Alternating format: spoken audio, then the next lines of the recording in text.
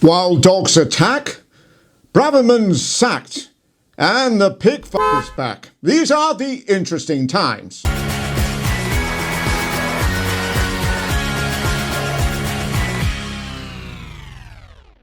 Hello everyone, my name's Matt Johnston and welcome to The Interesting Times, which is a political comedy show that looks and laughs at UK politics. So, Suella Braverman has been sacked, following on from spending much of her time as an immigrant Home Secretary, blaming immigrants and the homeless. Presumably, if she was kept on, she would then have to go at secretaries too. It was all too much for Sunak, who decided she was making him look bad, when clearly that's his job. Suella spent the previous few weeks attacking the predominantly peaceful pro-Palestine protest, easy for me to say, including in the Times, where Suella laid into the perceived political preference of the police. It's clear she has a problem with the peace. She was basically accusing the Met of operating a two-tier system, which is more than any in the police will be shedding for her. The job of the Met in having to ensure one of the biggest marches in the country's history and the respectful 2-minute silence being shown at the Cenotaph at 11 a.m. on Armistice Day goes off without trouble.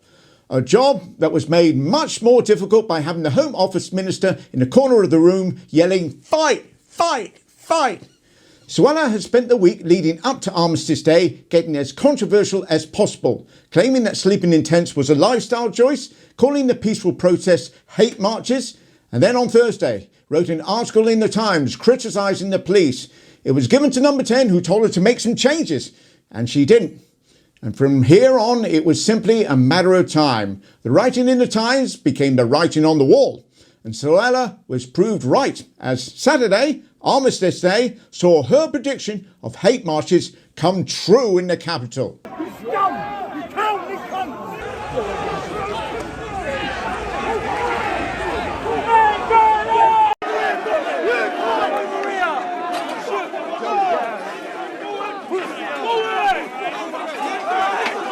Oh, you don't mean those, do you? You meant the Palestinian protests. Yeah, they were a little quieter, but honestly, it doesn't seem fair to blame all of this on the Home Secretary. It's not Suella Braverman's fault. Suella Braverman has said exactly what the majority of people in this country are thinking. I could be wrong. So, the police had to deal with a bunch of right-wing nutjobs in Westminster. Luckily, after 13 years of Conservative rule, they were used to that. And then, as the shock, or lack of it, of Braverman being booted out was just starting to subside, a car pulls up to Number 10. Another sacking? No. Dave the Rave Cameron. Boom, boom, boom, boom, boom, boom, boom, boom, boom. Cool, blimey, look at this. What the hell? David Cameron? What? I'm a bit tired, but I don't think I've had a funny turn. Yes, call me Dave Cameron has replaced James Cleverly as Foreign Secretary. Crikey, this is turning into a soap opera, isn't it? Bit like EastEnders, Westenders. Rishi! The jilted ex, the returning villain, and of course, the missing Mitchell brother. It is my priority, and indeed the priority of the whole government, to make sure that everybody is able to go about their lives in peace and security. Keeping them safe, all safe and secure. Because, you know, as people go about their daily business, things happen. Legs get broken, teeth fall out. So think on that before you try and vote Labour. All right. David Cameron welcomed the opportunity to become Foreign Secretary, but made it clear he hadn't won an election. To which Sunak replied, "What's an election?" Yes, our unelected Foreign Secretary is now working for our unelected Prime Minister. And let's be honest, democracy is so last Parliament. So how was Shiny Forehead going to handle all those tricky questions? Let's explore what you've been doing since you were Prime Minister. The Treasury Select Committee accused you of a significant lack of judgment over your lobbying of ministers on behalf of the finance company Greensill. Why should voters trust your judgment now? I now have one job as Foreign Secretary of the United Kingdom, and I'm very proud to work with our Prime Minister to try and make sure our country can be as secure and as prosperous as possible. I noticed you ducked my question on Greensill there. A specific answer to that question, the Treasury Select Committee branding a significant lack of judgment? Well, I think All those things were dealt with by the Treasury Select Committee, and I now have one job as Britain's Foreign Secretary, as part of Rishi Sunak's team, to try and make sure this country can be as secure and as prosperous in a difficult and dangerous world. In the meantime, I want to do everything to strengthen our alliances, to work with our friends, to build those vital partnerships, to make sure our country is secure and prosperous in a difficult and dangerous world. That work starts now, and I've got to get on with it. So seamless. Repeat, avoid, repeat. And it was so good to see that movement, the Dave departure, being reused by the master. You never forget, do you? Port botherer David Cameron has been one of, if not the most divisive figure in British politics. The man, of course, that started Brexit is now hated by Leavers as he backed Remain and hated by Remainers as he backed Remain. Once he was leading the charge, we had no chance. But having DC back does raise an important question. The Prime Minister has looked at each of the 350 MPs sitting opposite and decided that none of them was better at representing Britain's interests on the world stage. Including two former Prime Ministers who are still MPs and still members of his party. I mean, that's got to sting, hasn't it? It's like going to a swingers party, chucking your keys in a bowl, only to find someone's nicked your car. David Cameron is not an MP, meaning in order to become a member of the cabinet, he had to become a live peer. At which point Nadine Dorries made an inhuman scream. So Cameron, an unelected Foreign Secretary, is a member of an unelected Prime Minister Rishi Sunak's government and can only be held accountable in the House of Lords, which is unelected. Cameron being a Lord is likely to be a problem. This is not the first time in recent years that a cabinet minister has been appointed in the House of Lords. But given the gravity of the current international situation, it is especially important that this House is able to scrutinise the work of the Foreign and Commonwealth and Development Office effectively. Look, it'll be fine. Cameron will work in the House of Lords and just claim expenses for the House of Commons. What you may have missed, though, in the cabinet reshuffle is Therese Coffey resigning as Environment Secretary and has been replaced by Steve Barclay.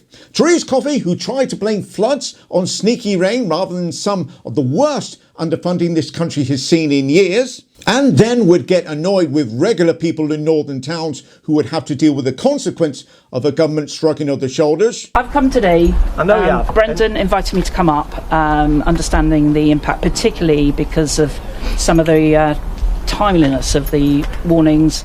And then left back to London before the flood had subsided, literally making her less use than a sandbag. She has been replaced by Steve Barclay, who oversaw the government's complete inaction on pay disputes and an NHS in which nearly 10% of the country is on the waiting list, making it the second biggest queue behind the one where the good people of this country will be ready to kick out the Tories. So, Steve Barclay is very much the continuity candidate here. He is being replaced as Health Secretary by Victoria Atkins, who's come from the Treasury, because, you know, money.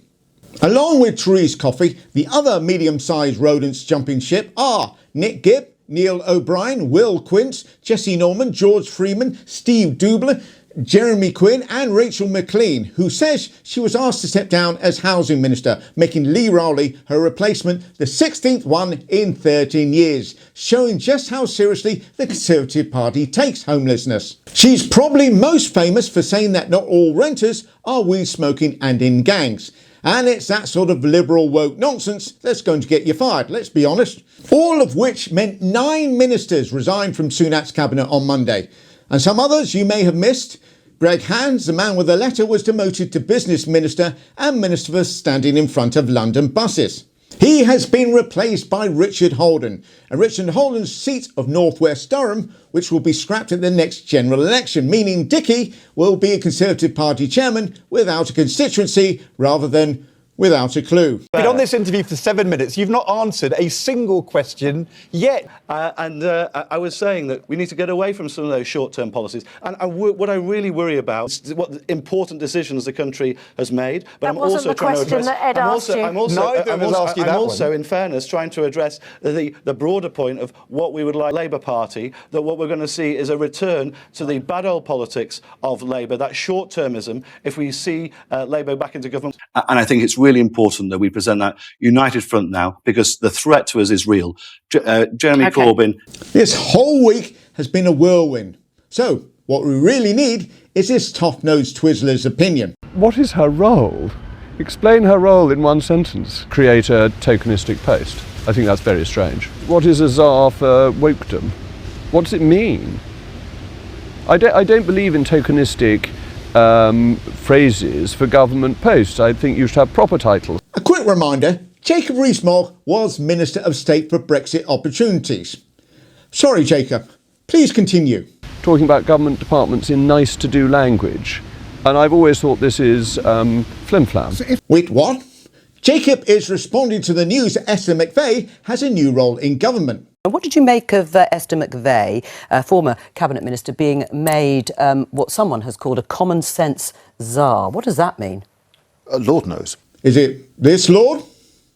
So, what will her job actually consist of? Why has she been brought back in as common sense minister? Does Rishi Sunak not have any common sense? He wants someone to get to grips with wokery, which is rampant. It's all the Sorry, just to check, Andrew, is that a good thing or a bad thing? Bad thing. Do you like a bit of rampancy? I don't think there's a word called rampancy, No. Yes, you can't just make up words to try to disprove a point, Ed Balls. Honestly, typical wokerati Ramona mentality. As well as being a common sense czar and an MP, Esther is also a presenter on GB News, where she'll no doubt take the opportunity to interview herself. Welcome to the show. Thank you. Nice earrings. I've got a pair just like them. So, what is Suella sacked for the second time as Home Secretary? Well, hell hath no fury like a Home Secretary scorned. Breaking news to bring the viewers. In the last few moments, the former Home Secretary Suella Braverman has published her resignation letter. Our political editor Beth Rigby is here with all the details. Beth, is it as incendiary as people were suggesting it might be? Ian, I have to say it's absolutely excoriating of the Prime Minister. Look, it was a surprise yesterday that there wasn't an exchange of letters between Rishi Sunak and Suella Braverman, as is convention.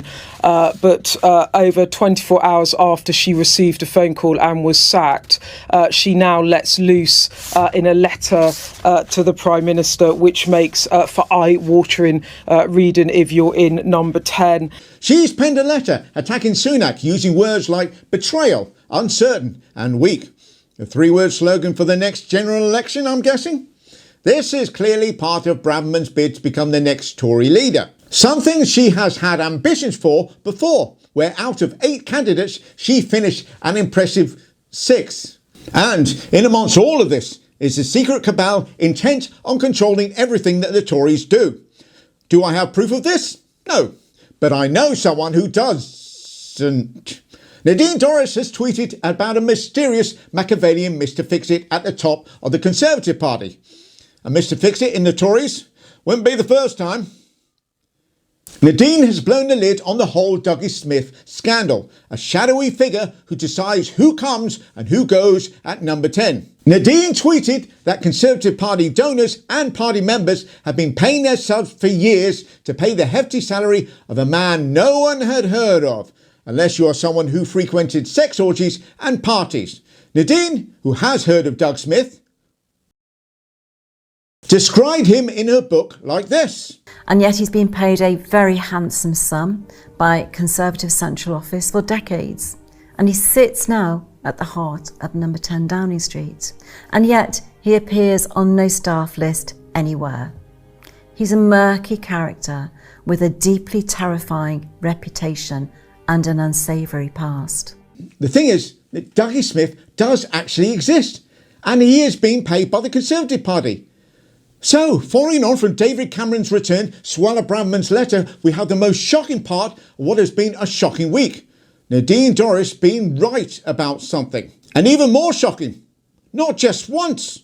There was a time when I probably would have been Labour, could have been Labour, and it was in 97, and it was when, and as Tony Blair removed right to buy, that killed it for me, because I'm someone, the only leg up we got out of our council estate and to get into a better life was when we were allowed to buy our council house. They wanted Rishi in, and and they kind of like, the first thing they did was dump social care. David Cameron, who had once predicted that the next big scandal would be a lobbying scandal, was the architect of the next lobbying scandal with all the Greens still. I'm shockingly shocked, I tell you. All of this, of course, is good news for the so far right they're wrong Reform Party, who, according to a totally independent GB News poll, are now into double digits, which makes a change to the single digits they normally get from the British public. So, what might a reform government look like? One thing you can do is actually ban them. I mean, they weren't banned. The Met chief did not apply to the Home Secretary to make an emergency banning order because he claimed that there was insufficient intelligence that there would be serious disorder. Well, we've got to do something, haven't we? There is no plan B. And if there is no deterrent, if people think that getting on one of those boats is just a one-way ticket to paradise, the paradise of a 4-star hotel and social services, etc., and ultimately your own council house in this country. If people think that we're a soft touch, which we are, there is no deterrent. Right. James Cleverly is hardly a shrinking violet of the left. Well, that may be true. I'm not particularly strident either, and I think you're rather playing... You want strident people? I want strident people, yes, okay. absolutely. I think we need people who are going to reflect the point. Protests banned, refugees flown to Rwanda, and a strident Home Office is beginning to look a lot like Hitler. OK, that's not really reform. It's Christine Hamilton, the wife of Neil Hamilton, UKIP leader, and Isabel Oakeshott, the girlfriend of Richard Tice, leader of Reform. But you know what they say. Turds of a feather. And that's it. No chance to talk about all the rats and spiders leaving the Australian jungle en masse. Oh, hello. Yeah, no, I'm a celebrity. I'm used to the annual call. Well, I'll see you in the jungle. Nigel Farage is going into the jungle. Why?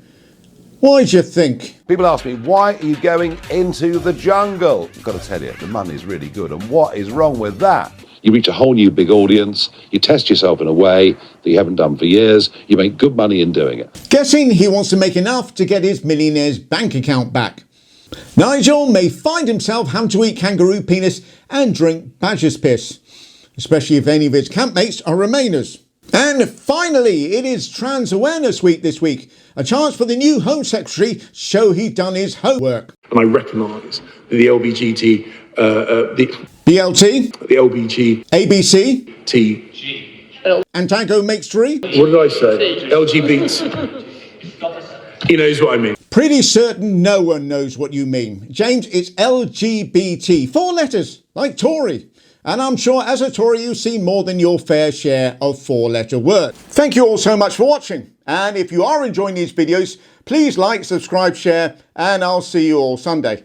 Take care.